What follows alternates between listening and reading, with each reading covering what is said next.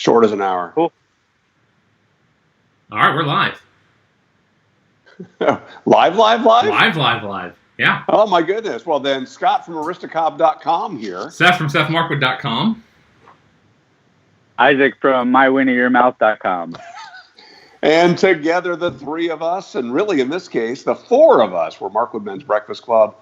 Welcome, everybody. And hey, Isaac, good to have you here tonight. Thank you guys for having me. I'm excited to chat. Yeah, it's great to have you. So I'm going to let Seth do most of the heavy lifting this tonight. Yeah, so it's my honor to introduce to everyone watching live, anyone watching later, my brother-in-law, Isaac. Isaac is married to my wife's sister, Ashley. And so we have been family through however many chains of relationship that is for what, going on 5 years now? I mean, we've been family longer than that, but officially. Officially almost 4 years. Almost 4 years. That's right. I had the honor of officiating their wedding. Also officiated my wife's brother's wedding, and so I'm the only person that can say that he has married his wife and her brother and her sister, at least legally, in North Carolina. So, this week, last week, we kind of went off the beaten path a little bit with our guest, someone outside of the pipe community, and we've kind of done that here and there. And, as we said from the outset now, almost 8 weeks ago, that the idea of having these chats is that we just would like to have fun conversations with fun people. And Isaac is one of the most interesting people I know, and I enjoy his company. And so wanted to share that with you guys. So, what you been up to, man? Ashley and I just landed back in North Carolina a couple weeks ago. We were in Seattle for a year, and our time was cut short just a little bit near the end of the trip, and we decided to come on back early. She was finishing her clinical doctorate in audiology, so we just had a fun graduation, and we've been just getting in to say hey to everybody and come over to see the Markwoods a little bit, and it's been nice. It's been nice to be back around family. Yeah, so North Carolina is home, and you guys were gone for a year. You drove across the country. Tell us about that experience. I drive a large camouflage Silverado work truck that has well over 320,000 miles, and it has now taken us across the country with everything we owned loaded up and strapped down to it, and then just returned us from across the country. So it was quite a unique experience. My wife was just saying the other day that we tend to do stuff in weird ways, and that's definitely one of them. We looked into getting a U-Haul. We looked into all different kinds of stuff, but we ended up driving this big camouflage monstrosity across. It was great. We got to stop, and on our way back, we stopped and saw the Badlands, and got to go see. We saw buffalo and prairie dogs, and it was a really fun trip.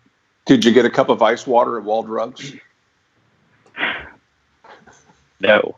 Oh my gosh, you were so close to it. Yeah, everything was closed. All of the as we were coming through, all of the attractions. Oh, we actually got into the state park. We got into it for free, and all the gates were open, saying that visitation was free and no need to check in or anything. So they were letting people come and go. So it was nice. It was very, very easy going. It was a great drive. Wow. That's right. I think it's worthwhile pointing out that this is only, your third or going on fourth week home. And so you were living in one of the hardest hit COVID-19 areas in the country. For sure, earliest hit. right? Yeah, very, very early. Things started closing down for us a solid 2.5, maybe 3 weeks before everybody at home started talking about store closures and things like that. So yeah, it locked down pretty quickly. And then in the midst of that, that was the reason really why Ashley's it's not a residency. What do they call it? Outternship? They call it externships. They're just Externship. they're placements.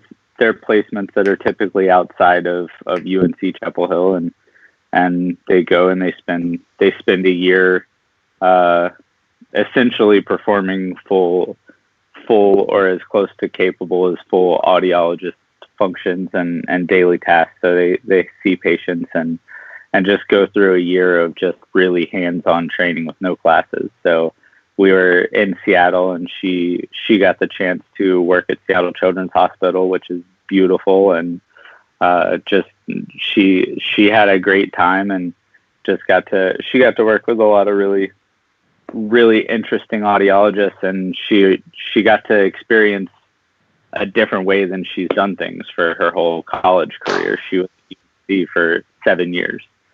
So going and seeing a different hospital and how some of the techniques and things they use. So it's a chance for them to kind of branch out a little bit and get some hands-on training before moving into the field. So the other fourth of Markwood Men's Breakfast Club, if they're my age and older, we all know what audiologists are, but perhaps the younger ones don't. I don't mean to be rude about it, but some maybe don't. Can you tell us what that is? So she focuses on pediatrics, and she does everything from hearing aid fittings, hearing testing, newborn screenings.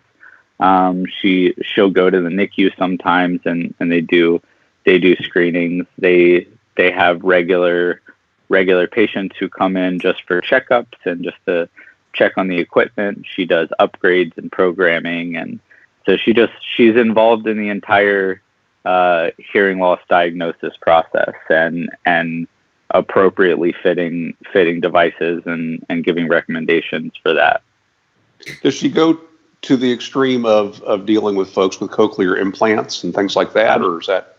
Absolutely. She doesn't do the surgery. She's not a medical doctor, but she does work with a lot of cochlear implants. She does recommendations, and she does referrals and things for further hearing screening to look into those options. And so she handles the device side, and a surgeon does the implantation. So okay.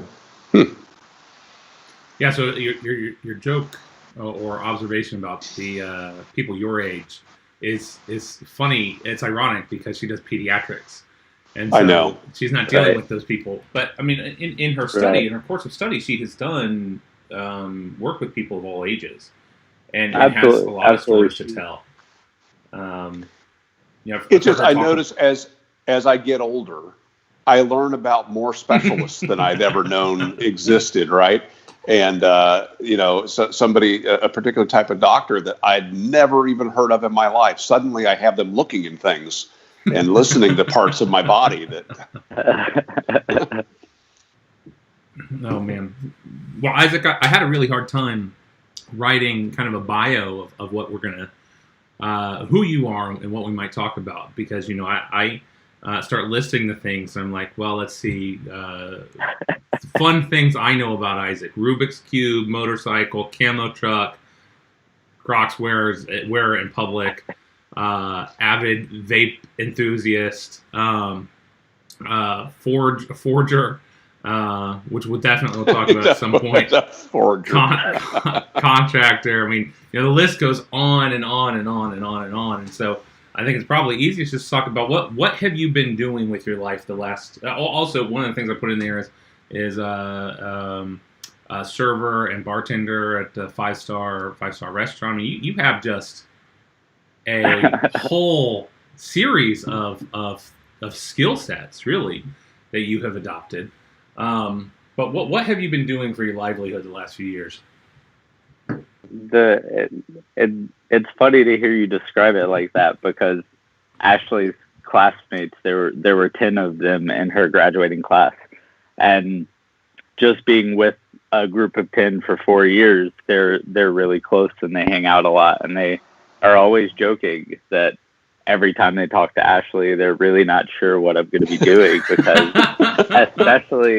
especially when they first met me 4 years ago now, I was just like, I was running left and running right and just changing what I was doing every few months. So that's funny to hear, to read your description and hear you phrase that like that.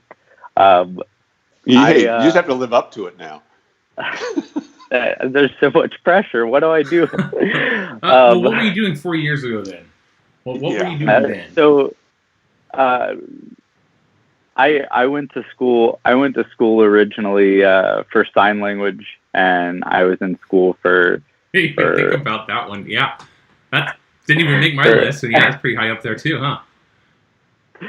Right. Well, it was all I did for a long time, and over the course of 5 years, I kind of had a little bit of time off, and I got really close to being through that program, and we were busy and we had a lot going on. I was bartending on the side, and I had been working in restaurants for a long time, and then we had been talking about getting married, and we needed to save money, and I have never been really super into school, so taking some time off to earn some money was a very exciting thing. So I took some time off of school. I worked for a while, and we got married, and then I just didn't go back. That's a very disappointing thing for my mom, which is funny. She'll ask me all the time when I'm going back to school, and I love what I do. I'm not going back. But so I took some time off of school, and when Hurricane Irma hit Florida, I just walked in one day and I quit my job, and I went down and I worked with the hurricane. My brother and a friend of ours and I went down, and we spent almost 2 months in Naples working with the hurricane, which was a lot of fun. We just a rental house in Florida. We were just sitting there doing paperwork for hours and hours and hours and hours. What did you do? Working with a hurricane. You said you were working with the hurricane. The hurricane, I think, was already finished, right? That's right. So when natural disasters happen and an area is hit really hard, they have a difficult time. Just the insurance companies that are responsible for covering damage, they struggle to get people their house inspected so that they can pay out insurance claims and things like this. So the lists are just so long that they subcontract out a lot of the inspection work. So what I did was I went down. I had a ladder and some general tools, and would go house to house all day, getting on the roofs, taking pictures of all the damages, and writing a full inspection report of all of the damages to the houses. And then I would write those up in a really detailed report with pictures, and I would send it off to the insurance company so that they could handle it from there. So I was just doing home inspections. It was something I heard about through a friend, and he said he was going down and asked if I wanted to come with him. So we jumped to the car and went. Is that mostly outdoor work? I mean, are you inspecting places that are just rubble, or? No, not really rubble. Most things are someone had a tree hit, and they may have an area of their roof tarped over, or and they're just waiting for the insurance money so that they can move forward with getting the home repaired, because those are really expensive things. And so a a lot of tree damage, a lot of wind damage, especially older shingles. They're just missing half of the shingles on their house. They just flew away like little paper airplanes when the wind hit them. And so you walk up and one side of the house looks really nice, and then you walk to the back side and like half of the shingles are gone off the roof. It was a really bizarre thing. You could really see specific areas that had been hit really hard. But most of what I was doing, we would go inside if there was a massive leak that had come through and the drywall had been damaged, or some of the ceiling had fallen because it had gotten wet, or windows were broken. Just most of the houses that I went into were still in livable condition.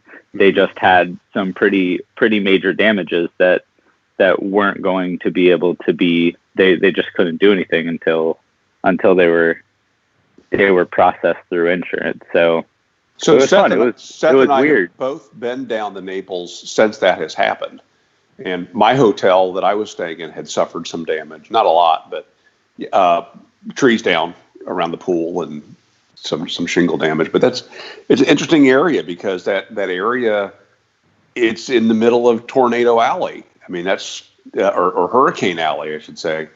It's been hit several times in my lifetime. So Isaac comes to me and says, "Hey, I don't know. I saw a roadside sign promising a year's salary in 2 months if I could just go to Florida." And I said, "There is no way you're getting out of this with your kidney intact. Like, you're gonna go. This is one of those like door-to-door selling magazines sort of things where they take you on a bus far from home, take your phone, drop you off in a neighborhood. Like, there is no way you're getting paid for this." And like 2 or 3 conversations about, "Are you sure?" He said, "Yeah, I've got a buddy who's done it." And does that buddy have money? Like, did it get paid? Is this legit? Are you sure? Was it legit? It was completely legit. They were. It was some of the best money that I've ever made. Wow. It was a very reliable company, and everyone who had been involved with it in the past it enjoyed the work. And it was, I mean, it was very fast paced, but it was good.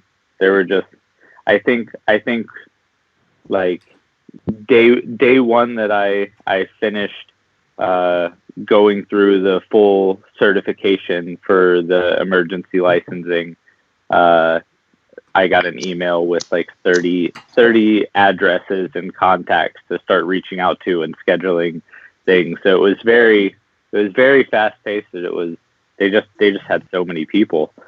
Wow. Can you tell us anything about this inflatable raft that you're riding on right now? This inflatable raft? That one, yes. I'm trying to make sure you guys can see me and hear me without me bouncing around all over the place. You're doing just fine. You're doing fine. So in that, when you did that, had you guys been married at that point? Were you newlyweds? We were newlyweds, and when I first mentioned it to her, I think we had been married close to a year. It had been a little bit, but I first mentioned it to her, and she seemed like she wasn't that worried about it. And then when I started talking more and more about it and started putting things on the schedule, she was great. She wasn't. She has a lot to do. We have 2 dogs and has to take care of everything. But she did great, and she was sad I was gone for so long. But everything was fine. Sorry, so did you lose a kidney? Yeah. Right. Did you immediately take your kidney money then and buy that drone of yours? Immediately. No, the drone was later. Yeah. Okay. So we talked one time about your drone, by the way. He had the drone out at Seth's house one day, and we were flying it, and you're looking at the controller, which had your phone on it, right? We were seeing what the drone was seeing. And we flew that thing about 3 miles from the house, and my mind was blown by this, because all we'd ever played around with were, little rechargeable USB things that could fly for 3 minutes at most. Right. But you didn't buy that for fun. No, that when I yes, I did. Okay. No, it was a business. He bought it for fun, but justified it other ways. Gotcha. Business expense. Mm-hmm.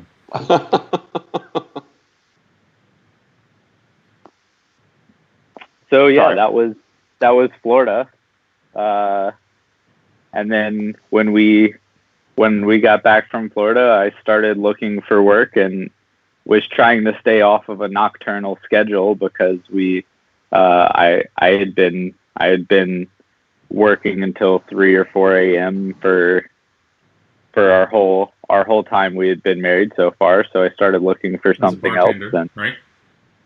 Yes, exactly. And so I started looking for something else, and I came across this crazy old prepper guy who is a real hermit and lives out in the middle of nowhere and just builds really cool barns and underground bunkers and just root cellars and bizarre solar trailers and things for his prepper community. And I started hanging out with him on a regular basis, and after we had worked together for a while, he helped me start an LLC and set up a small construction company, and built some barns, a bunch of greenhouses, and all kinds of stuff in North Carolina. And then we decided to go to Seattle. So I went from inspecting to building, and that's what I'm still doing currently. My time in Seattle was a lot more high-end craftsmanship, woodworking. I did a bunch of cutting boards and tables and desks, and just really, really fine joinery, and some of the cool, fun stuff that Scott, you have all tucked away. I got into lathe work and got to turn some bowls and that kind of stuff. So I got really into the more artistic woodworking stuff, and that was a lot of fun. Awesome. I've been back for a couple weeks and just finished up my first bench job, which was hurled at me at high velocity the second I landed in North Carolina. So I just wrapped that up and have gotten to take a breath the last 2 days. So I've seen some fencing matches. They can be fast. Yep, real fast. Mm-hmm. So you were talking about wanting to get into turning when you were here, and that was prior to my having my knees replaced. And every time, Seth would say that, Isaac would really love to get together, hang out in the shop and do some turning. All I could think of was, how in the world am I going to be able to do that? I've had both knees replaced, Isaac. So we can do some stuff now. Do you have tools? No, I actually don't. Those are on my to buy and to make in the future list. There's a lot of tools on my tool list all the time that I just have been scrolling through YouTube, just watching countless people do really cool things with, and a lathe is definitely one of the higher things on that list. I was lucky enough to be around a couple of people in Washington that were really into some of those things. I got to spend some time at Pratt. It's just an arts and trade school that is in Seattle, in downtown. And so I got to spend some time there. I went through a couple of classes. I went to some some spoon club meetings where you just go and grab a block of wood and carve spoons. You go and hang out in groups, and there's vices all over the place that you can grab, and you just grab a spot to hang out with some people, and you just carve a spoon until you're done. If people hang out for 3 or 4 hours, they bring beer and food and just sit around and carve some wood. Are they carving basswood, or what wood are they using for spoons? All kinds of stuff. They're at Pratt. They always have really nice hardwood drops. So they have all kinds of walnut and cherry. There's a lot of really interesting wood in the Washington area. There's a lot of really awesome huge craft lumber places, and so Pratt always just has this really nice stuff coming through that they're using for their classes, and you just take a little piece that was cut off of something and see what kind of shape you could make it into.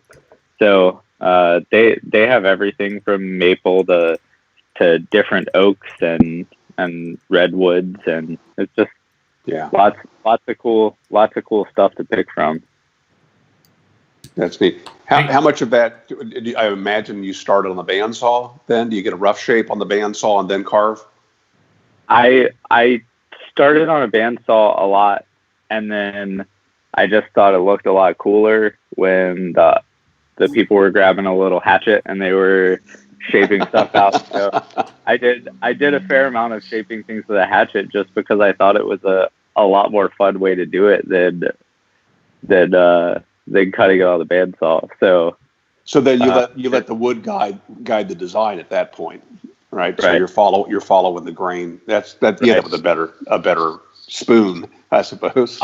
I'll be honest with you. The first time I started carving a spoon, and someone started just preaching to me how important grain was, and I was like, yeah, I'm just gonna make it a spoon. I can figure this out. And my very first spoon that I did snapped right through the handle because I had no grain running through it. And she said, I told you you should have listened to me when I was trying to point out to you where your spoon would go. Yeah. It's like carving a decoy duck or something like that. And the people that tell you, you carve away everything. It's not a duck. Well, I don't see a duck. But with a spoon, that's right. You have to kind of orient where that spoon is residing in the block of wood, and then just go get it. Let him free. Cool. Yeah, let it free. There is no spoon, guys. The Pipeless Piper wants to know, does Isaac smoke a pipe, or has he ever tried it? I said, I know the answer to that, but I will ask.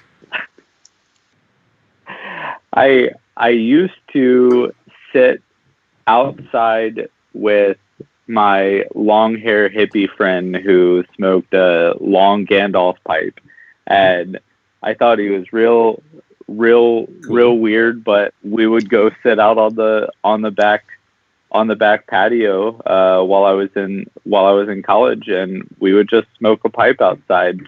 I had smoked some cigars and spent some time there, and then after I had dabbled in it a little bit, my brother got very, very deep into pipes, and so I found myself smoking them all the time. I would probably smoke a pipe over a cigar, but neither of them are very regular things. But I love smoking a pipe with Seth, and we'll sit out on the back porch and talk until 3 a.m. while our wives are asleep, and then I'll just pass out on the couch waiting for us to shut up so they can go home and go to bed.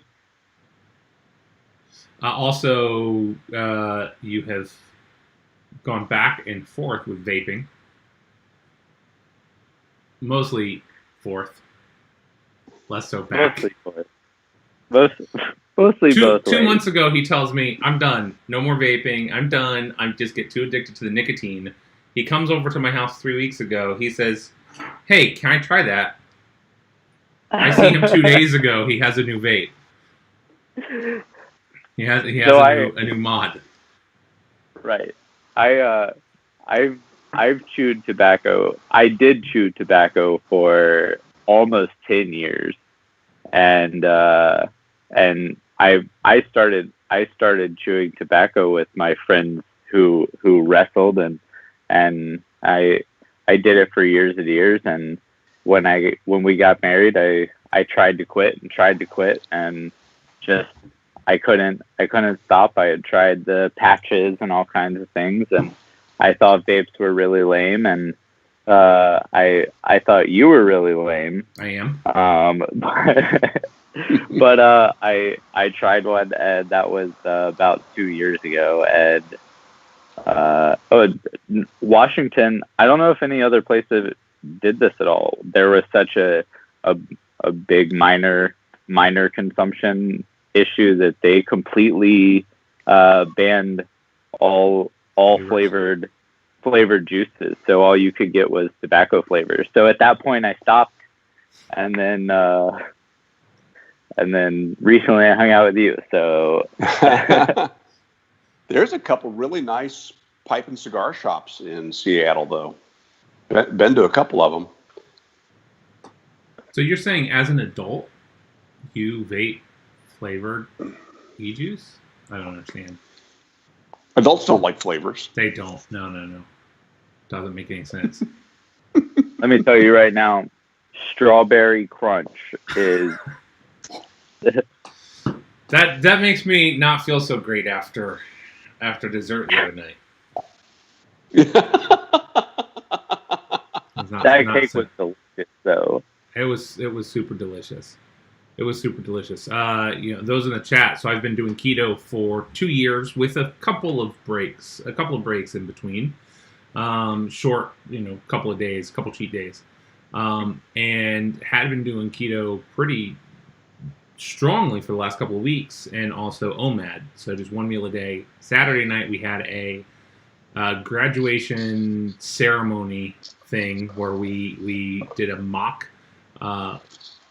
collegiate graduation for Ashley, Isaac's wife, for her doctorate, because her graduation was canceled.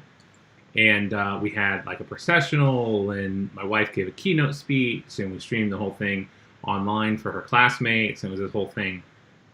So anyway, people were over that night. We had cookout, a few people, family, and our mother-in-law had made a dessert. It was like an ice cream strawberry crunch crumble cake that was delicious. Everyone was talking it up, and so I decided, okay, I'll break keto tonight. So I did. That was fine until after dinner and after everything. Everyone left except for Isaac and Ashley. And so there's 4 of us: Allison, myself, Isaac, and Ashley. And then of that 4, 3 decided they wanted another piece of cake. And then those 3 made the decision to just split what was left of the cake, which was actually like 1/8 of this cake a piece. Way too much. We wound up with a piece this big by about this thick of ice cream and like brown sugar crumble stuff, strawberry crumble. Easily 3 pounds. Easily 3 pound piece. Easily, yeah. It was so delicious. It was so good. But and then it turns out that if you are diabetic or if you have been eating keto, you can get a sugar hangover. Basically sugar poisoning, where too much sugar, your pancreas can't keep up with insulin production from too much sugar, and you get a migraine and nauseous, and I felt so terrible the next day.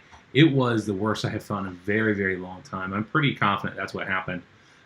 Thankfully, I am not diabetic, and so thankfully I did not have to go to the ER, get a emergency shot of insulin or anything. Was able to bounce back eventually, but it was like it's the feeling you get right before the diabetic coma sets in.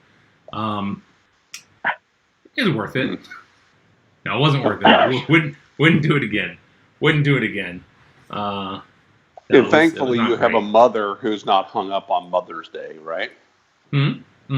Thankfully, you have Yes. a mother who's not hung up on celebrating on Mother's Day. That's right. Yeah. Well, when her little boy is dying, she's got priorities. Yeah. So we had to cancel Mother's Day festivities because I woke up at 9 that next morning. By 10:30, I was back in bed and slept until about 4 p.m. And when I woke up at 4 p.m., I was still feeling terrible, and got up and forced down some food, and that helped. So it was not great. Don't do it. So how much more cake did you have then at 4 o'clock? Oh, none. It was gone. It was gone. You missed the part where we decided between the three of us we're going to finish this 8 pounds of ice cream cake. And we, you know what? It's a good thing. So Isaac and I said, let's split the cake 3 ways because Allison wanted some, and then I said, let's give her a quarter of it, and then you and I can split the other 3/4. We'll go halvesies. And Allison from the other room yells, "Hey, that's cheating! Give me a third. I want a third." And we all ate it. Thankfully, she ate some of mine because otherwise it would have been even worse the next day. My gosh. It was so. I've never had a cake like that. It was basically those little strawberry shortcake bars that have the little crumble, the red and white crumbles all over them. It was like that, but in cake form. Yeah, it's like the amazing. coffee crumble almost was the crust, and then there was like a layer of Cool Whip ice cream, Cool Whip. So Cool it had that Whip. soft whip, and that soft and Cool Whip. and cold. Yeah, it was great. It was great. What do you say it like that? Like what? Like what? All right, so the other night you were over at my house, and you used up all of my propane. Tell the people what we were doing, your experience with that, and where that stands at the moment. I got about 7.5 seconds of propane before it ran out, and I've heard Seth accuse me of using all of his propane every time I've talked to him for 4 days now. Look, I had propane, and now I have no propane. You emptied my propane tank. So just before leaving Seattle, I was working with an older gentleman who just bought a farm, and he was approaching 80, and he just liked to make things. He just liked to build things, and we had a whole lot of fun hanging out together. So my last week or two there was just me going and hanging out with him. I didn't really do any projects or anything. We just did fun stuff. And one of the things that we got really into was the idea of getting a forge together so that we could do some practicing. I'd spent Before you dive into that, this is one of those guys that they make movies about, right? Like this is the kind of guy that bought a farm because he wants his kids and his grandkids to know what real work is. Yep. Yeah. Just a real salt of the earth kind of guy. He was incredibly successful. Wasn't he a lawyer or something? Yeah, he was very, very successful. Did a bunch of random things through his life. Big corporate job, and he bought a farm so his grandkids know what real work is. One of those guys. So you guys start playing with a forge, or playing with the idea of a forge. Yeah, I had spent a little bit of time around some people who knew what they were doing, and I had gotten to put my hands on a couple of things a few times, but I never had long enough exposure to it to just do what I wanted to and just practice some different things and see what kind of different things I could make. And so I got really excited about it, and we put together a very, very, very rough just box of fire bricks. It was covered in sand. It was it was just something thrown together with whatever we could find, and I went and bought some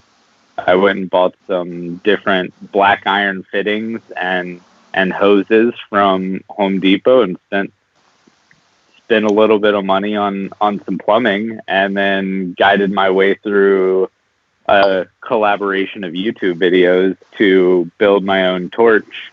My first attempt just used a little handheld propane torch, and it worked okay, but I wanted something bigger. So watched YouTube for days, and I was staying awake at night, just scrolling through everything I could find, trying to see what to do right. And built a little really raggedy thing, and it worked really well. Made a bunch of stuff on it. I spent almost 3 days straight just using a hammer all day, to the point where I had to take a day off because I couldn't open my hands. And I used my hands a lot. I thought that they were relatively strong and had pretty high endurance, but I was trying to work the claw out of my fingers as my forearms just cramped up. But I got really excited about it, and then had to jump in the truck to drive for 5 days. So I just kind of left it behind. So kind of immediately as I hit North Carolina, I decided I wanted to build another one. So I put together something a little more elaborate, and I built a two burner get up thing that I've modified 4 or 5 times now, trying to just get it just right. And at the moment, it's something that I'm very much enjoying, and trying to figure out how I can. What are you using? What are you using for an anvil? I have in my garage an anvil that I stole from my old prepper friend. He has a garage full of all kinds of stuff that he hasn't looked at in 10 years. So we kind of rummaged through there for a while and found an old anvil. And then one of my neighbors across the street had one that he's never used. It was from his dad. So he brought that over this afternoon and dropped it off. So I actually ran the forge this afternoon for the first time with really high success rate. I've been working on tuning it up and getting it to actually balance out right for a few days now. So you have propane. I actually siphoned it off of Seth's tank really quietly while he wasn't there. Look, there are two gripes that I have about this whole situation. No, two anecdotes. So he brings his piping and plumbing over, and we're working on the janketiest setup of getting this stuff trying to go. I mean, we had 2 set screws that were not aligned, trying to hold the brass fitting, so they were going through the black iron. The reducer, yeah, the black iron reduced up at the top. And there's a brass fitting that actually is the business end of the flame, and they're offset, and we're trying to get them just to settle. Now it should be 4. We have 4. We just had 2, and they're not aligned. And there are 2 of these things. So there's one here and there's one over here, and we're trying to get them balanced. So we go out to the grill in the back, and that's when we use up all the propane. It works beautifully. Like we're both shocked. It works beautifully. So we take it out to the front and put it into the fire bricks. And while we're out there, this is like 9:30, 10 o'clock at night. We're doing this in the driveway. While we're out there, there's an old Asian woman walking down the street. And Ender, who is still awake for some reason, comes out and says, "You need to watch out. We're about to do something real dangerous." So there's gonna be a fire. Stay away. There's gonna be a real big fire. It's like, kid, what are you doing? Cool it. You're gonna get us in trouble. Chill out. So we go to start it, and all the propane is gone. So a day or two later, I go to Costco to fill up the propane tank. I take the propane tank with me. while I'm in Costco, they've got propane tanks on sale. And so I'm like, ooh, okay, I don't want my brother-in-law to use all of my propane again. So might as well get another tank. So I've got 2 of them. So I buy a second tank in there. And then I take the newly purchased tank and my original propane tank over to the propane fill-up area at Costco. And their machine is not working. So now I have 2 empty propane tanks at my house. And Isaac has who knows how many full propane tanks and 2 animals. And 2 animals, yeah. You are welcome. So as you were going through the YouTube wormhole, did you find the channel Essential Craftsman? I love Essential Craftsman. Scott Wadsworth, yeah. I sometimes fall asleep listening to him just whisper sweet nothings in my ear. He's a great storyteller.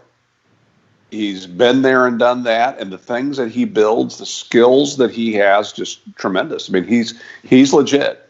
I've really enjoyed watching his channel.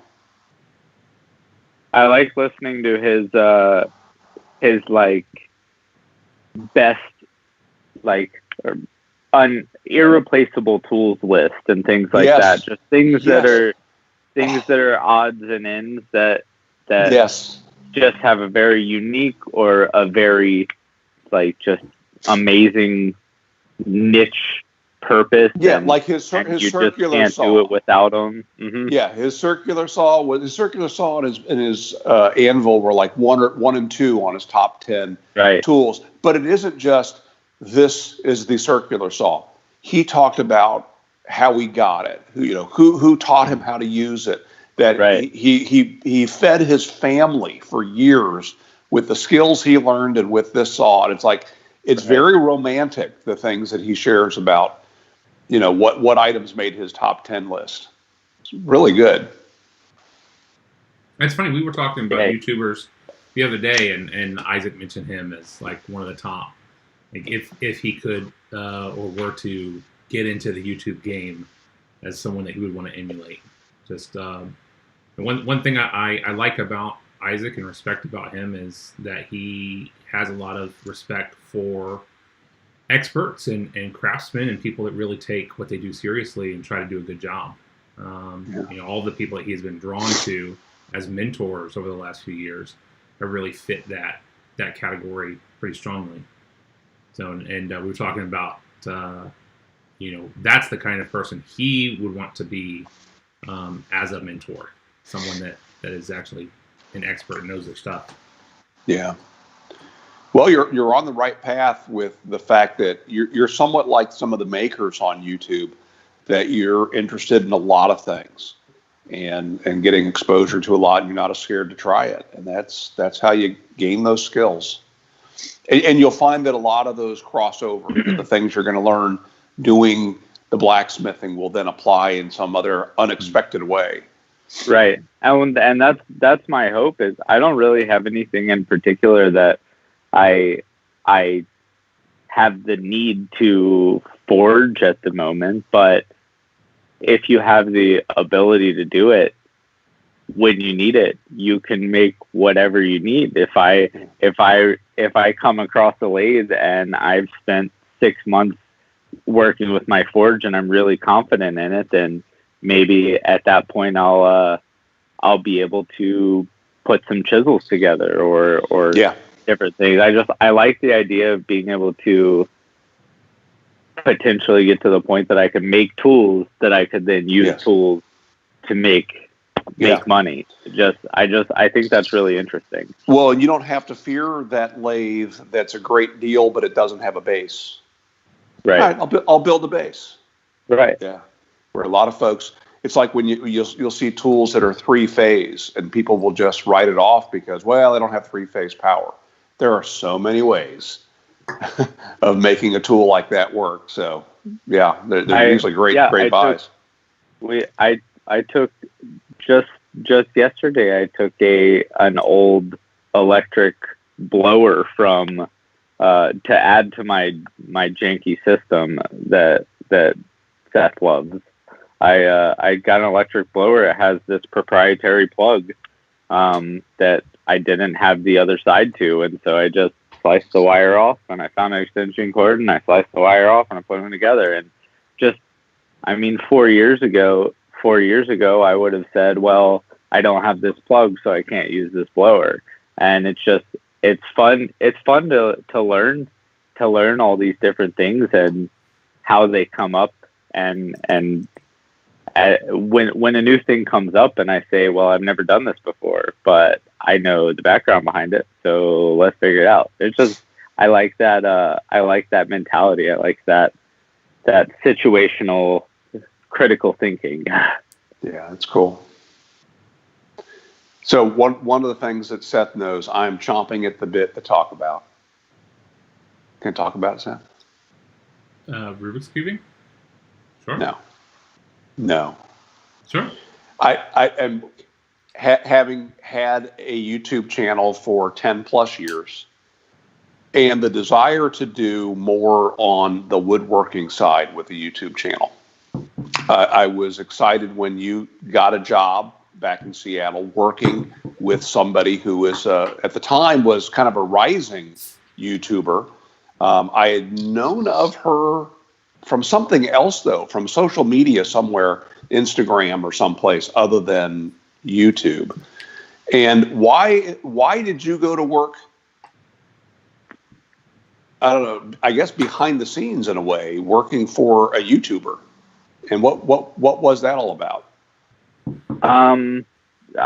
So I had gotten to a point in North Carolina where I had established some rhythm, and I was growing, and I had a full-time employee, and I had a bunch of contractors and subcontractors and clients in the area that I had built up. And so when we were talking about moving out to Seattle, especially for the short term, I knew I was going to kind of have to put some of those things on pause. And just knowing that we were only going to be there for a year, I didn't know how lucrative it would be for me to kind of hit the ground running and try to make those connections and try to get to a point, spending months trying to put a crew together and find clients and things like that, and then start some kind of project and maybe get a couple of larger projects knocked out. Instead of trying, you weren't even sure if you were going to take your tools at one point. Right. At one point, I wasn't sure if my beautiful truck was gonna be able to survive that drive. I mean, I had done a lot of driving on 40, but I had never really taken that truck more than I've had it for years, but I never took it more than an hour, maybe hour and a half away. It just a work truck, and so I was looking at putting 3,000 miles on it nonstop, and I was trying to decide whether I was going to take tools. So I ended up taking tools, and I got there, and I jumped on Facebook and scrolled through. I had a Home Advisor account, so I was scrolling through Home Advisor, just looking for contractors or just woodworkers in the area that needed any help. Also, somewhere to put some of the tools that weren't going to fit in our 600 square foot apartment. So that's an $8,000 600 square foot apartment, right? In right. Seattle. So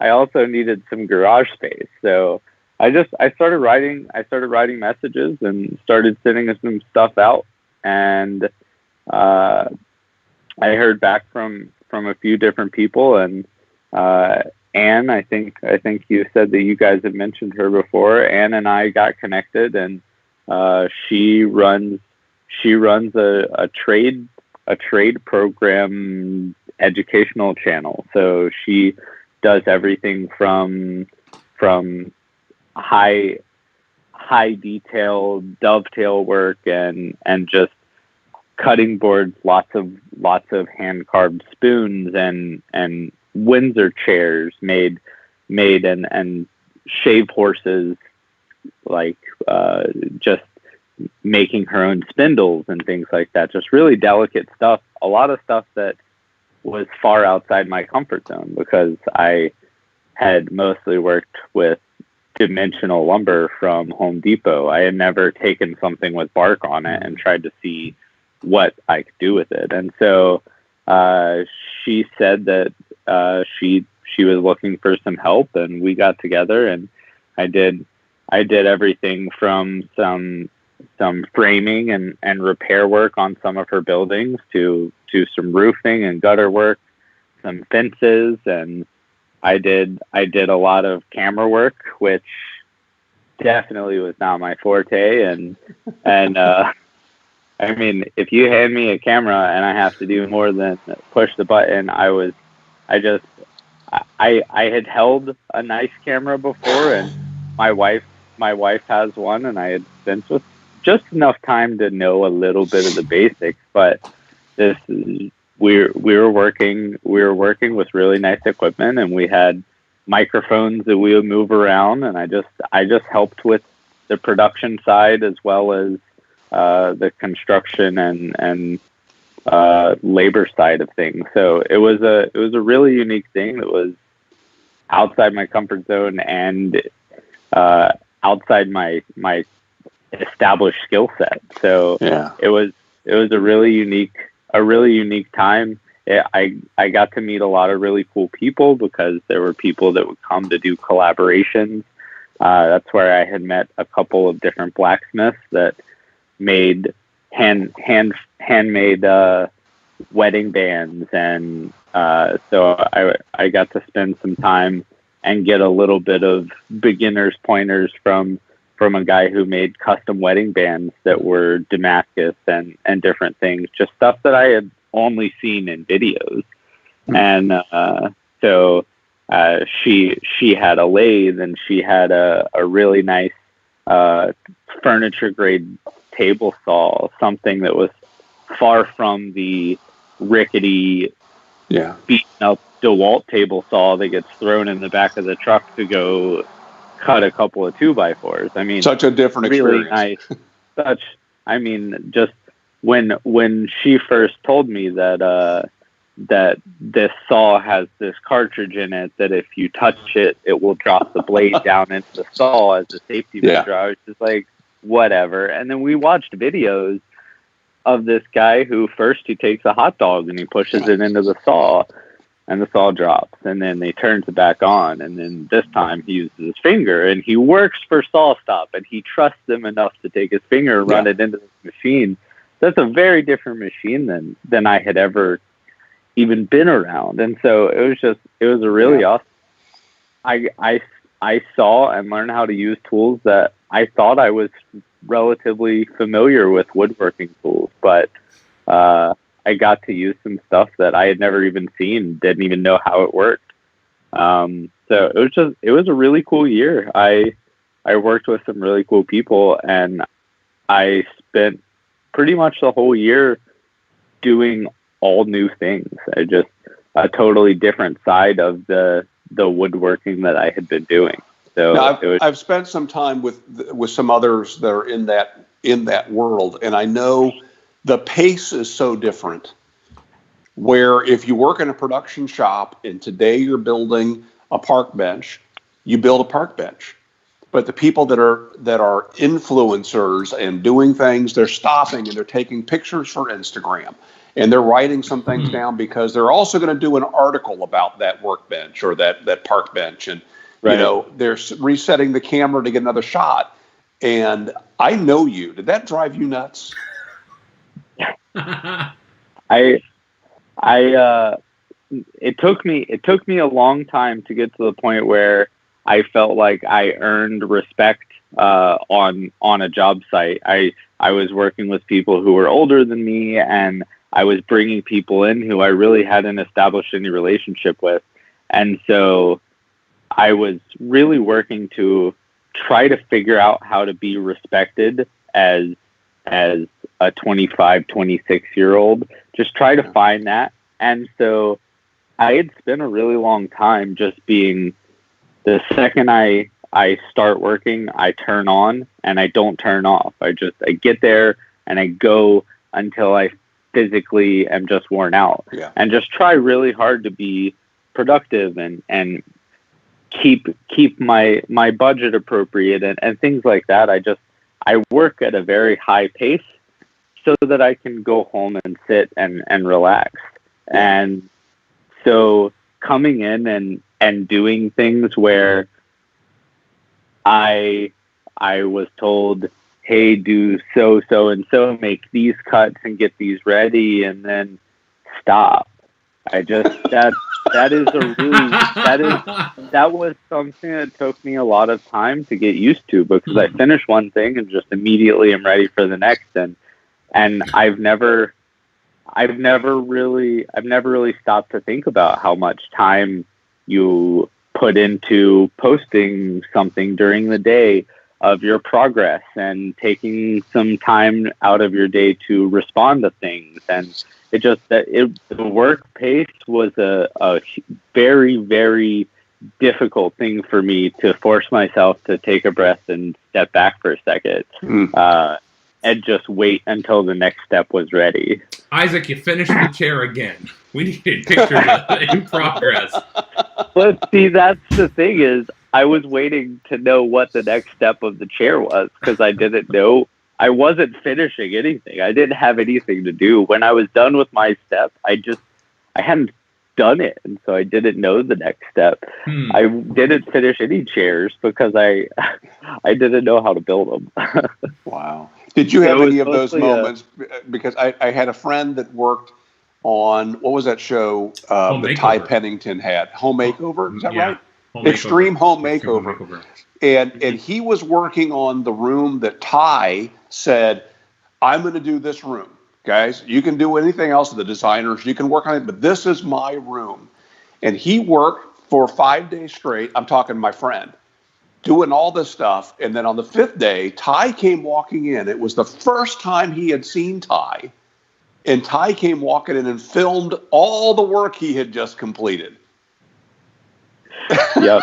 I mean, that I can imagine, because again, you're being paid to do some prep. Kind of reminds me of like in a professional kitchen where you have sous chefs and people who do the mise en place. They're cutting up the onions and things, and their job is critical. Your name's not on the Michelin. You don't get the Michelin stars with your name on it. Yeah. Right. Which is, I mean, it's definitely weird, and it is interesting to have experienced a project and then see how it looks on a video, and just it's interesting to see it look different than the process you go through. So just how much time and effort is put into video quality and things like that is just it's interesting to see it develop. I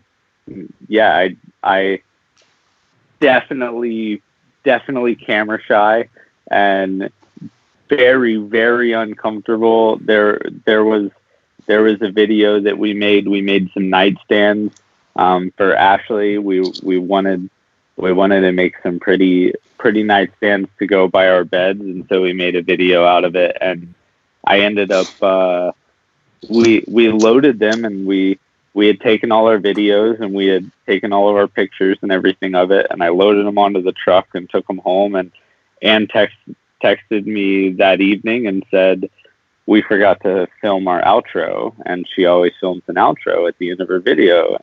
I said, okay, do you want me to bring it back tomorrow? And she said, well, if you're comfortable with it, you could just film the outro and it could be funny. And I just immediately I started sweating and just thinking about, and the wild thing was, so at the time, Anne had around 100,000 subscribers, which is also a weird thing to me because I don't pay attention to social media. I watch YouTube videos to watch them, and outside of that, I don't do anything with Instagram.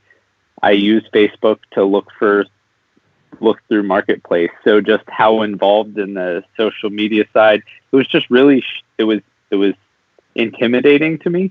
And the video before this had been a fence video that we had done. And at the time, we were 3 weeks maybe out from that video. And at the time, it was around like 180,000 views. And I knew that number going into, hey, will you film the outro? And that was horrifying. At this point right now, that video has 500,000 views. And I was sweating furiously. Ashley, no, I'm not being funny. We turned the lights on, we set the nightstands up, and I spent an hour and a half trying to record, just trying to catch my breath and like remember what I was going to say for like a 15-second. She wants 15 seconds. This video. I was terrified. Being on camera was just not. It wasn't a very high priority of mine. I didn't mind being kind of off to the side because I was just so nervous to open my mouth, knowing that I would just people would be watching it. It just wow. It was it took me multiple videos of us filming where she included me in dialogue for me to not be totally freaked out by it. But you got your 15 seconds done? I'm famous. Well, you're a quarter of Markwood Men's Breakfast Club, for goodness sake. There you go. Look. OEInYourMouth.com. Speaking of a quarter of Markwood Men's Breakfast Club, anybody hanging out in the chat? Yeah, a couple people. Tommy Mr. County asked if you still impersonate Tom Jones.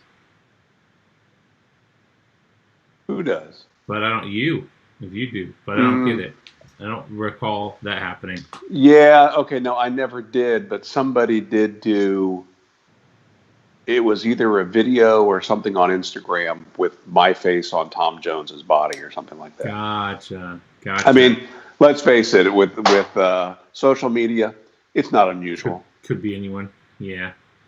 And 30-day reviews got his Aristocob order yesterday. Cool. Fast shipping, handwritten, thank you. Really happy with my purchase. We'll be buying again. And a couple people talking about great customer service, great these first cobs, and so. So Jandy got a message from somebody the other day that she said that the message was, they had ordered a naked nose warmer and got a polished one. And then last night I get a message from a guy with a picture of his invoice for a polished nose warmer, and he's holding a naked nose warmer. It's like, oh, well, there it is. That's super rare for her, but, she transposed something on the order, and, that'll happen. We have great customers, I can tell you that. Yes. Yeah. So you're working on this forge. What's next, man?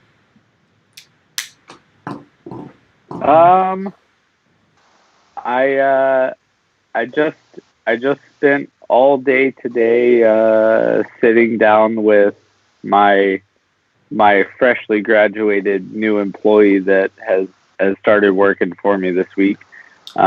He just finished up an industrial engineering program, and he's been working with warehouses and product layout design and just running really big like CAD programs and that kind of things. He said he just renovated a fire escape plan for some massive warehouse that hadn't been renovated since the 50s, and there were like poles and stacks of inventory in the way of what the old fire escape was. And so he put together a CAD rendering and he moved this stuff around. So we actually spent all day today. I paid him to put me through a CAD school. So we spent the entire day-to-day going through and putting a rendering of my mom's house together to start a renovation on her house. So we wanted to put stuff together so we can look at what cabinets look like in certain areas and what walls we could alter and just what changes we could make to do some cool upgrades on her house. So kind of my next step is to just start designing some stuff and make some cool woodwork pieces for my mom, and I'm gonna make her some cool custom cabinets, and I was thinking maybe forging the hardware for her cabinets, and just trying to put a cool spin on some stuff and get some practice seeing if I think at some point I would like to be able to make things that are interesting and unique that are handmade that people really look at and just say, I gotta have it. And I don't know what that is, but my next step is just to see what I can put together that may or may not sell, and see if spending some time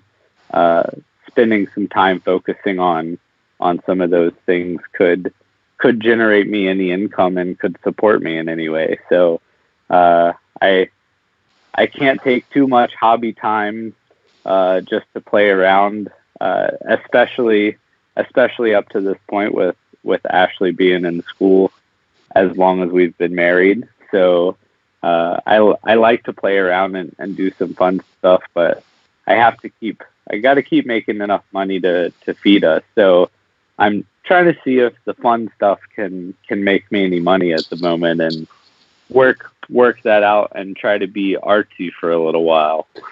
Okay, so I have a question for you, and I'll give you a variation on a question I like to ask. What if you found a winning lottery ticket tomorrow morning and it was $1 million, and no catch, it's legit? You waited the proper period of time. Police say it's yours. You got $1 million. What would you do with that? All of the fun, crazy tools. I think I would have a forge and smelting area to make all of my metal work, and I would have my camouflage truck would get a facelift for sure. It did the other night. Oh, it did. While Seth and I stood around the truck after loading the forge back into it, Seth took about 10 or 15 minutes to take his butane torch that he had in his hand and lightly char my ladder rack that is handmade by 2x4s. So it now looks nice, and it has a nice black finish to it. Okay, well that's good. That'll last. Now you mentioned the I'm trying to remember, because I met your truck one time. When you talk about it being camo, it's not military camo. It's like hunting camo, right? It was like a state. Yeah. No, it's like some guys in the backwoods camo. It's redneck camo. And they found some cans of spray paint laying around and decided to try to make it look good. These are even cans of spray paint they purchased. So it's not even cans of spray paint they bought. They just found the cans of spray paint in the woods somewhere. Like the paint's all settled to the bottom, and there's no aerosol left, so it just kind of sputters. Nice. Yeah, no one in Seattle saw him coming. No, they didn't. No, actually, in full seriousness, with my mattress strapped to the top and everything, my wife's car loaded on the trailer, everything we owned just shoved into her car. we were quite a sight to behold. And I knew it was going to be a fun trip because as we're at the red light to leave the apartment complex for the last time, people beside us are taking pictures of us. We're about to hit the road. Yeah, I'll pull up a picture of the truck. Like the Beverly Hillbillies. Somebody said hillbilly camo. That's right. Yeah. I don't know. Here, yeah, it's goofing. I got it. Seth's got a picture. Yeah. Yeah, it's pretty great. It's beautiful. I just have painted it. I've never wanted to paint it before.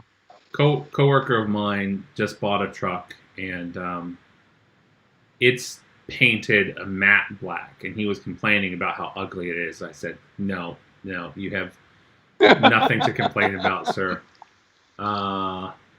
Let's see. All right, here's Isaac's truck, and all of its camo.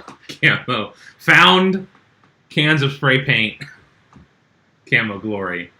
I think this is a picture of you guys leaving too. So there are mattresses strapped to the top and wood frame and everything. He's got a huge, like the entire bed of the truck is a pull drawer that he's got sectioned off for all of his tools and things. Pretty incredible, actually. Wow. It's real heavy, and it really helps me with my fuel economy when I'm going down a hill. Yes. Yeah. You calculated your fuel economy. I did the math. I did the math for what our numbers were like, because it's 20 years old and has 320,000 miles on it. So none of the lights work on the dash. So it's been quite a while since I've seen any of the numbers or seen how many miles I've had since my last tank. And so I just was manually writing up all of my receipts and calculated it out, and I was just under 7 miles to the gallon for our 3,000 mile cross country trip. Oh my gosh. So that'll make your heart. Luckily though, gas prices are low. Yeah. Gas prices are wildly low. There was a place in, I don't know, maybe Montana or Wyoming. There was somewhere that we stopped for the evening, and right beside our hotel, I paid $1.06 for gas, which made my 27-gallon tank $29. Wow. And I filled up full for $29. That's exciting. And if fuel costs that much all the time, then 7 miles a gallon isn't that bad. That's when you go and buy as many 5-gallon canisters as you can and just fill up. And just counter the whole thing and just make my fuel efficiency just plummet. So you could have filled Ashley's tank and just run a hose from her car. There you go. I could have gotten another 12, 13 gallons. It would have fit the bill if I was just in a hotel parking lot siphoning off the gas out of part of the truck up. It matches the truck. They would look over and say, "Makes sense." Yeah, that checks out. Could have predicted it. And you guys drove from Seattle to North Carolina with 2 dogs and a cat in the bed of your truck with you too, right? In the cabin, yeah. Our back seat kind of had, under the seat on one side we had Ashley's camping backpack, which had all of our toiletries and our 1 week's worth of clothes that we carried into the hotel every night.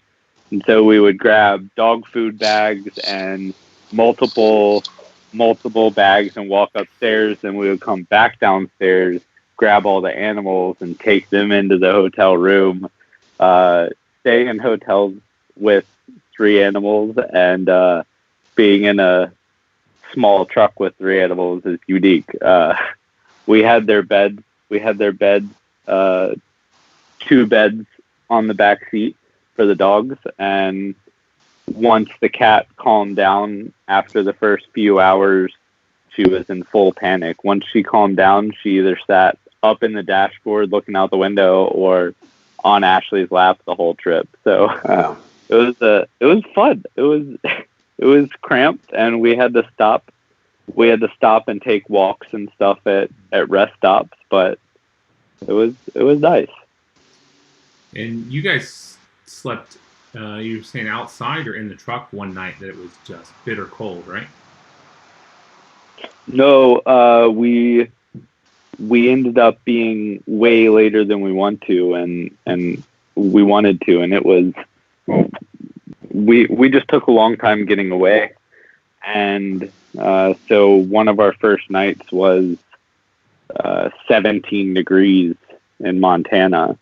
And that was, I mean, there was 6 feet of snow on the ground, and it was 17 degrees. So it was a great little refreshing time before getting here and realizing that North Carolina summer is officially upon us.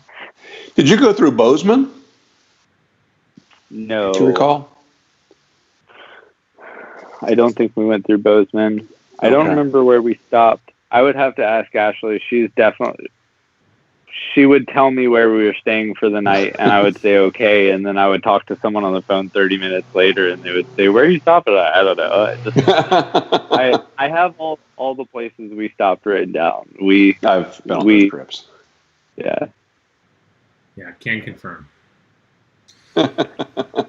And so right now you're kind of in a little bit of a holding pattern, right? Because where you guys end up from here, you're back in Greensboro for the moment, but pediatric audiology is a pretty specialist job, and so Ashley's in the on the job hunt right now, and so you could wind up anywhere, right?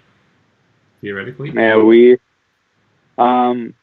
Yeah, our goal with our 1 year, Ashley, was when she first started looking at where she wanted to apply for internships. We wanted to go somewhere far from where we had ever lived or been before, and just somewhere that would be a lot of fun to live for 1 year. And we both grew up in North Carolina and spent most of our time here, and personally had never been, I don't know if I had been much west of like Tennessee. And so she was looking around, and Seattle Children's looked good. So she applied there. We were there for a year, and it was a lot of fun, but we're now at this point, we're ready to settle down, hopefully within these few states. Kind of somewhere from Virginia down to the South Carolina area. But that's just the hope. So at this point, she's in a holding pattern because everyone kind of right now, audiology in a lot of places has been dispersed through other parts of the hospital. UNC has all of their audiologists split between different emergency units and just different wings of the hospital helping with care. And they've been doing that for over a month now. So just a lot of right.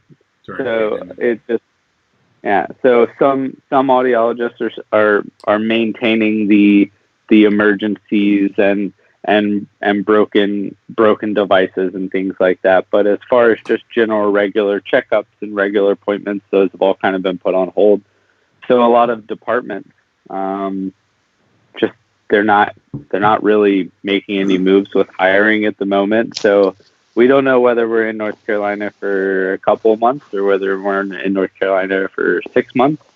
And then we have no idea what that next step is. So it's a little bit intimidating, but it's also it's fun to just have options and just it's an adventure, right? Yeah, we haven't been anywhere yet that we haven't enjoyed. So I'm sure wherever it is, we'll figure out how to have fun there.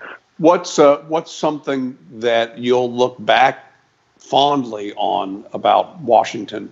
What were some things that you enjoyed seeing, doing? The only way to get away from traffic is to go on a hike, and the hikes and mountains and trails and the skiing and just every single ounce of the nature in Seattle was a totally different world than North Carolina. Just full rainforest. The winter is brutal. There's weeks and weeks at a time that are very difficult when working outside, and it just doesn't stop.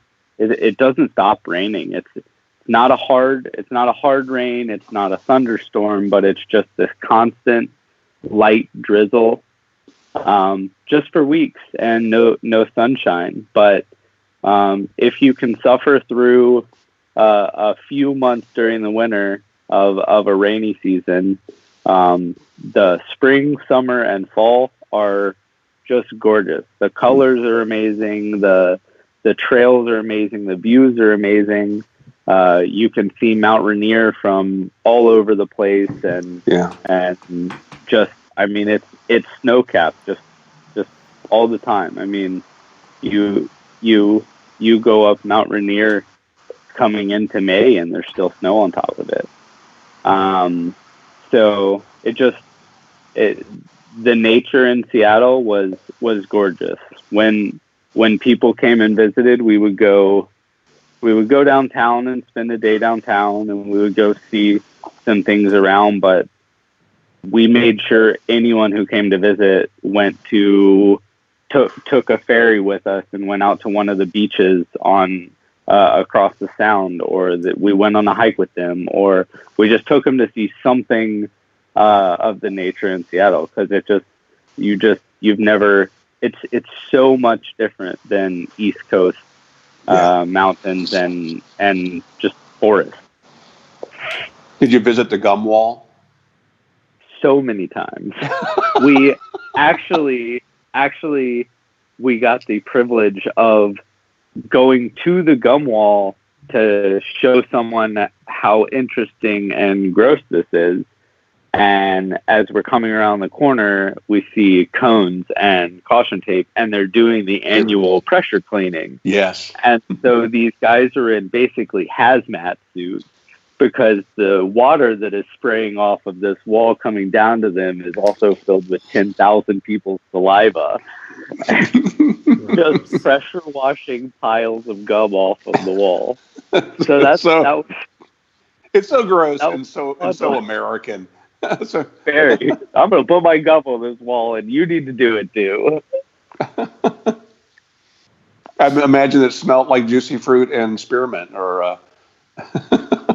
And it's down an alley, which just makes it all the classier. Yeah, we were disappointed to have not been able to make that trip. You know, we were planning to take the kids on the trip out and back, out there to see all of that, and stupid coronavirus put an end to all that. So we'll have to make that trip some other day, or just not, or just we won't, or we won't, because that was going to be insane. It's going to be insane. So I would ask you about your cross country trip after doing that with children. Oh yeah, well, you know, one of them slept on the dash, the other two in the back. So, but that's why God created Benadryl, is for cross country trips. This is my kid. So okay, you will know where this is going. My new go-to party question has become: what is your favorite or what is your ideal peanut butter and jelly sandwich combination? And it's great. And one thing I have learned from this question is that apparently I am some sort of monster because I like peanut butter, jelly pushed together. And not a single person has answered with anything close to that as their ideal. So the idea of peanut butter and jelly has transcended the name, apparently. And so we were asking this question this weekend around the bonfire, and we can talk about everyone's answer. Let's do that first, and then something came to light that I have never heard of, and so we need to address that first. But Isaac, what's your ideal peanut butter and jelly sandwich? I like pretty straightforward peanut butter and jelly. I like peanut butter on both sides and strawberry jam. And the bread is always white bread. There's no other kind of bread for me. Yeah. And what else do you do with the bread? And then I also like to toast it. Me too. Toasted and peanut butter on both sides. I feel like that's not too far. Creamy or crunchy? I would prefer creamy, but crunchy can happen. I'll still eat it and enjoy it. But now, and is it on toast or is it on toast or is it toasted like a grilled cheese sandwich?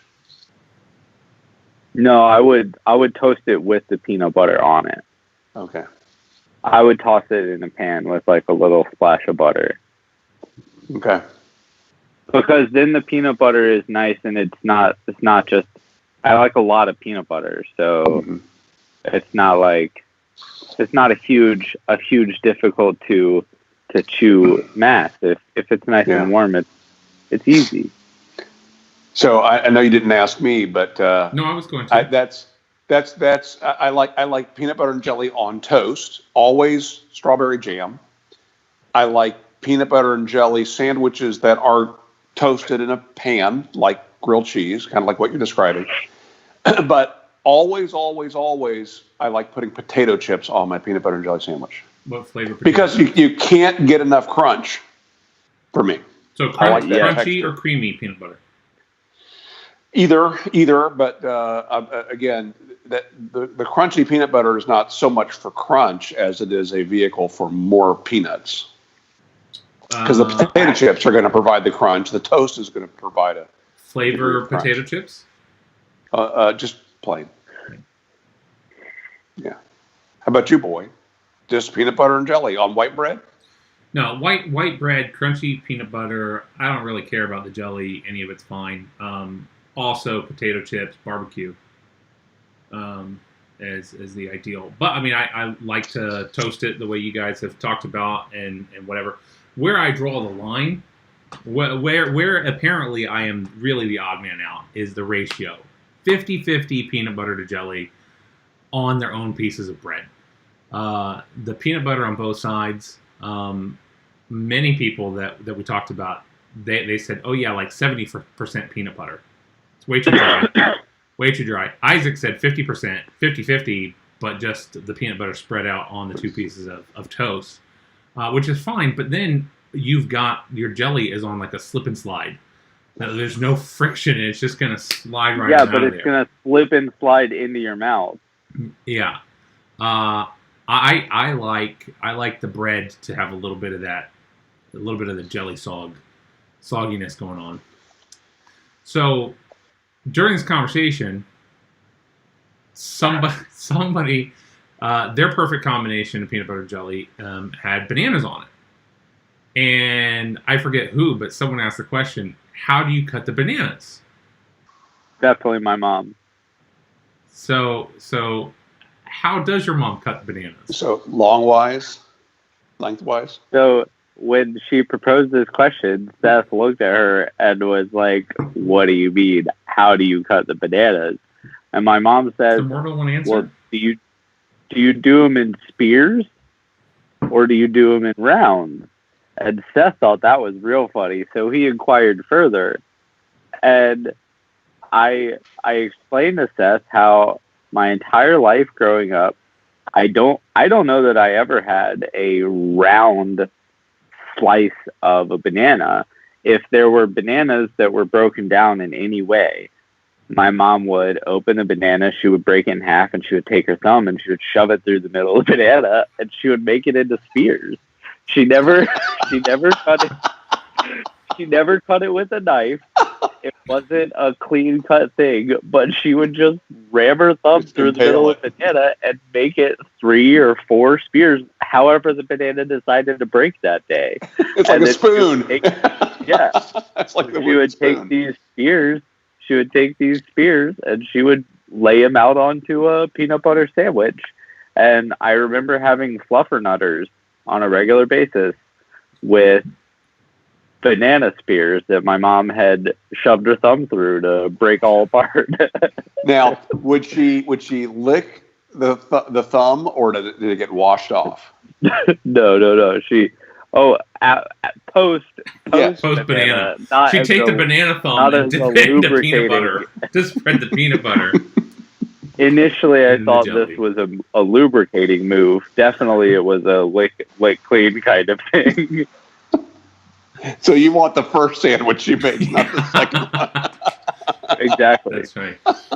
Yeah, so we're sitting around the fire. I'm like, what? And she makes the point that, banana circles will fall off a sandwich. Banana spear, you bite into it, just like a pickle, there's still banana left over.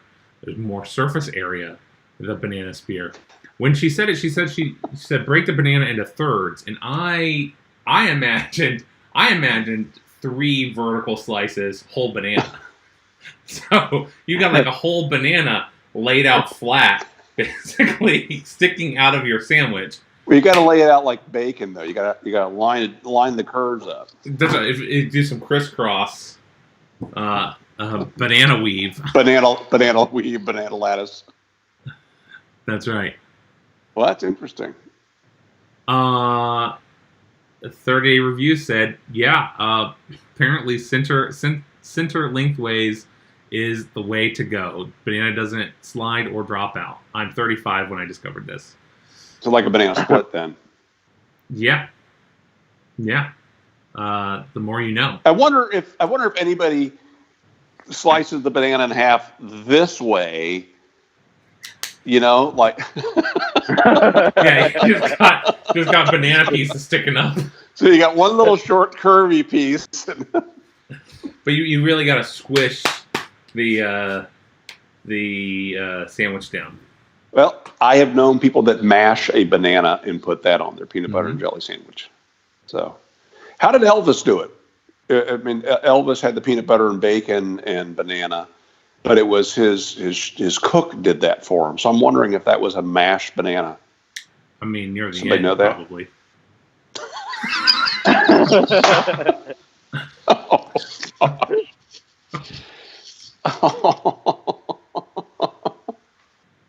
Poor Elvis.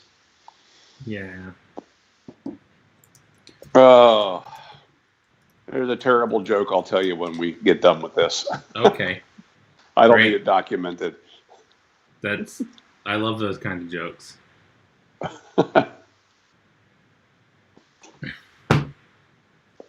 Oh, well, anything going on in the chat we should tap into? No, not really. Kind of a quiet night, huh? Yeah. Yep. Understood. Yeah. Well, why don't we wrap it up so I can still tell that joke? Well, it's fresh in my mind. All right. Well, that sounds good. Isaac, anything else you want to share with the masses while anywhere between 10 and 15 people are watching you? No, I just thank you guys for having me on. I showed the message to Ashley when you first asked me to come talk on your show, and I didn't know why you wanted me to come hang out, but I appreciate you. I appreciate you wanting to chat. Oh, well, absolutely. Thank you. You're one of my favorite people, and like what we said on the front end, we just want to have fun conversations with fun people. So this has been a a good escape for us away from all of the quarantine stuff, and it's also been kind of fun for Dad and I to invite other people into the conversation. Normally it's just the two of us in the shop, and we do weeks of these back to back. And so having something that's real time, where there's engagement and conversation from people watching, and also someone else as part of the conversation, has been just a lot of fun. It's one of those silly things that it's a little bit silly that it required a pandemic to get us to do something cool and fun like this. Yeah. Hey, let me put in a plug for next week's guest. Yes, please. Next week we are having a pipe carver and leather worker. He started out, my knowledge of him started out with the pipes. He's Brian Rowley of Growley Pipe Works, or pipe making. You can find him on Instagram as Growley Pipes, Grawley, I think. But with the FDA deeming just a couple years ago, he decided that he would kind of put the pipes on hold for a while, and that he would get heavy into a second passion, which was leather work. So Growley Leather, also on Instagram, and as of our last conversation, he's back to doing pipes because, you know what, until he gets a cease and desist letter, he might as well. And so we'll talk about those things and a few other things that I think make Brian an interesting guest, and I'm looking forward to that as well. So thank you, Isaac, for hanging out with us. Thank you guys so much for having me. Absolutely. All right. We'll have that wrap up. See you guys 8:30 next Tuesday. All right. Make it a great week.